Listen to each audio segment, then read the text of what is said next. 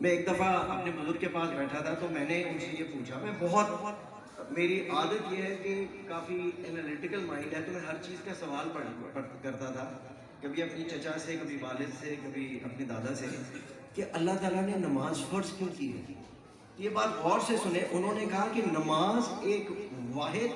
ایک عمل ہے جو مسلمان کو غیر مسلم سے علیحدہ کرتا ہے،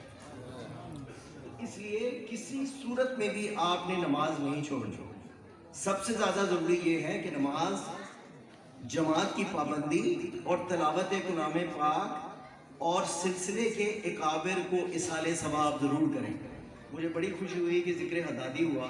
کہ اس کا ریفرنس کیا تھا، تو انہوں نے یہ کہا تھا کہ ان کے لیے بھی کریں۔ میں نے ایک بہت اچھا واقعہ ہے، میں آپ کو گوش گزار کرنا چاہتا ہوں کہ کتنا قرآن پاک کا اثر ہے، اور یہ کچھ اس طرح ہے کہ تحریک پاکستان میں بہت سارے لوگوں نے جنہوں نے کام کیا، تو یہ کچھ اس طرح ہے کہ حضرت مولانا سید عطا اللہ شاہ بخاری رحمۃ اللہ علیہ ہندوستان میں رامپور جیل میں تھے۔ جی، عطا اللہ شاہ بخاری ہندوستان میں رامپور کی جیل میں تھے۔ کہا جاتا ہے کہ انگریز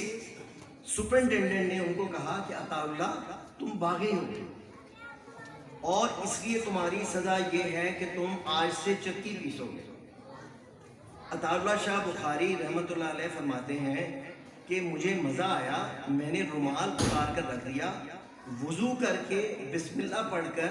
میں نے چکی پیسنی شروع کی اور ساتھ میں سورہ یاسین کی تلاوت بھی شروع کر دی۔ عطا اللہ شاہ رحمۃ اللہ علیہ فرماتے ہیں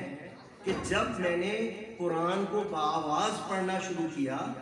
تو اسی وقت جیل کا سپرنٹینڈنٹ قریب تھا، وہ نکل کر آیا اور قریب آ کر روتا ہوا کھڑا ہو گیا اور جیل کا دروازہ کھلوا دیا، کہنے لگا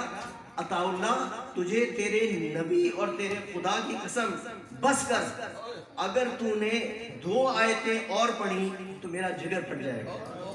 تو یہ قرآن پاک کی جو نبی صاحب جو آپ کو بتا رہے ہیں کہ ایک آیت پڑھیں، ایک رکوع پڑھیں، ترجمے کے ساتھ پڑھیں، اب یہ وہ چیز ہے کہ یہ انگریز ہے جو کہ غیر مسلم ہے کہ اس پہ کتنا اثر ہوا۔ مولانا رومی نے اس ساری کی ساری روایت کو اس طرح بیان کیا ہے، وہ کہتے ہیں کہ قرآن کو آنکھوں سے دیکھو گے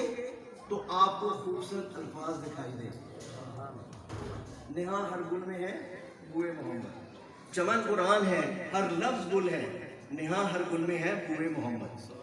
کہ اگر آپ آنکھوں سے دیکھو گے تو آپ کو خوبصورت الفاظ دکھائی دیں گے، اگر دماغ سے دیکھو گے تو آپ کو علم ملے گا،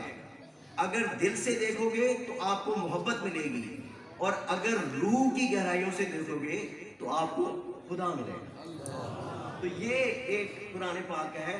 تو مقصد ہمارا یہ ہے کہ یہاں ہم جب اکٹھے ہوئے ہم کچھ سیکھ کے جائیں کہ کیوں کہا جاتا ہے کہ نماز پڑھو، کیوں کہا جاتا ہے کہ قرآن پاک پڑھو۔ اور میں نے تمام اساتذہ سے یہ کہا ہے کہ صرف جو ہے آپ نے بچوں کو حفظ یہ نہیں کروانا کہ وہ دل کے بس پڑھ رہے، سمجھ کے ساتھ پڑھیں، بے شک کم پڑھیں لیکن سمجھ کے ساتھ پڑھیں۔ اس کے لیے آخر میں ان کی دعا ہے کہ یا رب رحیم ہمیں اور ہماری اولاد کو ہدایت عطا فرما، اور اس کتاب ہدایت کو اپنے سینوں سے لگانے کے ساتھ ساتھ اپنے سینوں میں سمو لیں، اس کی تعلیمات کو اپنی زندگی کا اوڑھنا بچھونا بنا لیں، اپنی زندگیوں کو اس کتاب کا عملی نمونہ بنا دیں۔ آمین سم آمین۔ اللہ تعالیٰ آپ کو اس میں عمل کرنے کی توفیق عطا فرمائے۔ آگے چلتے ہیں جی۔